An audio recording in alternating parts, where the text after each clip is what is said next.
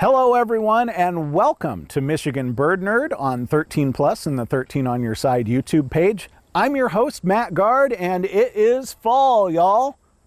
Well, at least it is early fall. As you can see behind me, the trees are still plenty green and I'm feeling the warmth right now, but there is still plenty to be excited about in the birding world because those migratory species are headed south for the winter and the species that are here in Michigan year-round are getting ready for what in any given year could be a brutal winter. So with all that said, we are looking for one of my favorite birds today in one of my favorite parks. Without further ado, hit that open and let's get birding.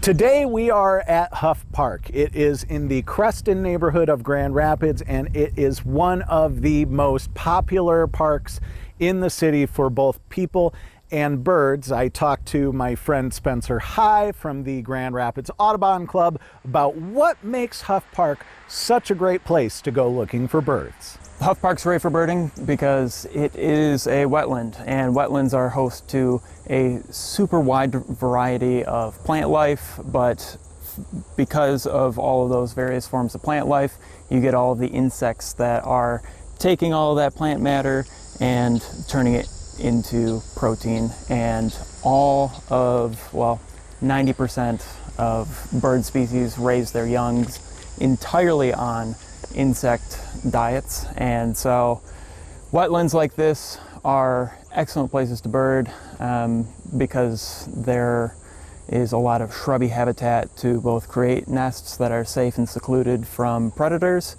but also the food that is going to help rear another year of young. Thank you, Spencer. Now, like I said, we are looking for one of my favorite birds today, the Downy Woodpecker. It is so stinking cute.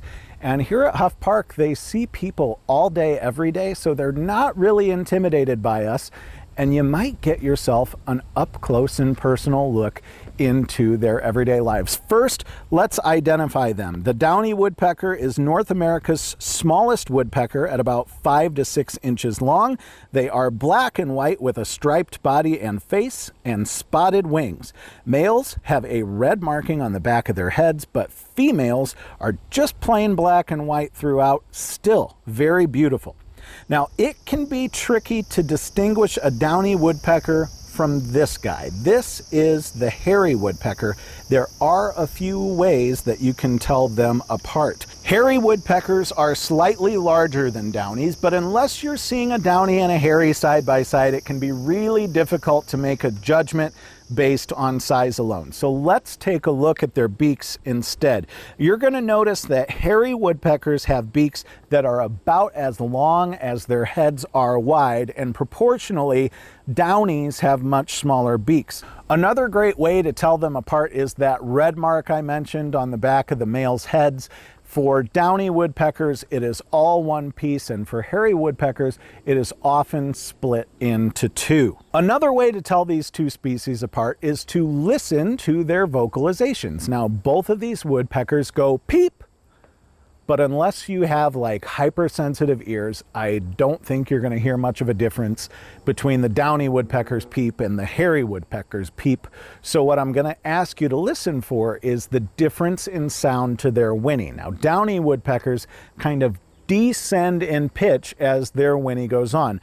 Let's listen to some sound clips from the Audubon side by side so you can tell the difference.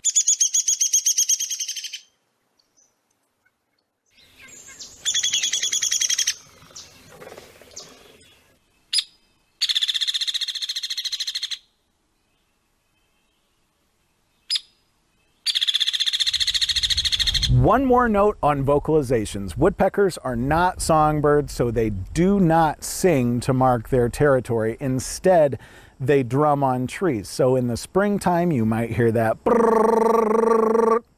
That is a woodpecker trying to say, hey, this is my turf. And speaking of their turf, let's talk about where you can find Downy woodpeckers. They can be found almost across the entire United States and Canada. They are year-round residents, so you can find them no matter what season it is. You can also find them pretty much anywhere. Listen for them tapping on trees to find food like insects. They prefer open woodlands with deciduous trees, particularly if there is a stream nearby, but you can also find them in city parks like right here at Huff Park, or even in your own backyard.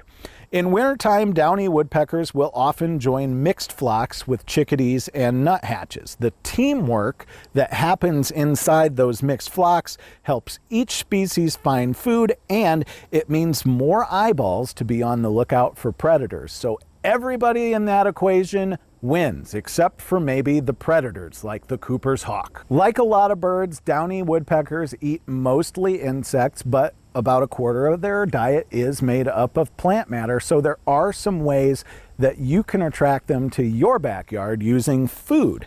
You can stock your bird feeder with black oil sunflower seeds. They also love suet, which is made of fat and packed with everything from seeds to nuts and cracked corn.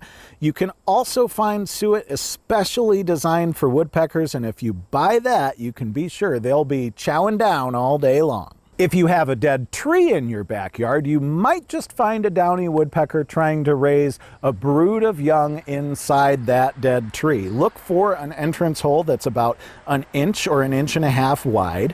They raise one brood each year with anywhere from 3 to 8 eggs in there. Incubation takes about 2 weeks. Now, once the babies arrive, parents take turns feeding their young insects for about 3 weeks, and then the babies leave the nest. And once the young fledge, they may continue to follow their parents around for a few weeks. So now you know a little bit more about the downy woodpecker and how to find it in your backyard or in your city park. And with that, I have one last birding tip for you before you go. You know, oftentimes when I'm at the park, I see people and they're listening to their earbuds, or they're talking on their phone, or they're texting or surfing the web. And it's your park too. So if that's the way you want to enjoy it, great for you. You're not going to get any guff from me. But I am here to tell you that there are so many mental health benefits from putting your phone in your pocket, leaving your earbuds at home, and just enjoying being outdoors. You know, if you totally immerse yourself, this can be a joyride for all 5 senses. You can look at the sights, you can hear the sounds, you can smell the air, the fresh air, you can eat the berries, and you can touch the trees. And if you put all of your worries from the rest of the world aside for just a few minutes each day and enjoy the outdoors, it can make a world of difference for your mental health. So if you've never tried that before, I urge you to give it a go. For Michigan Bird Nerd on 13 Plus and the 13 on Your Side YouTube page, I'm Matt Gard. See you next time, everybody.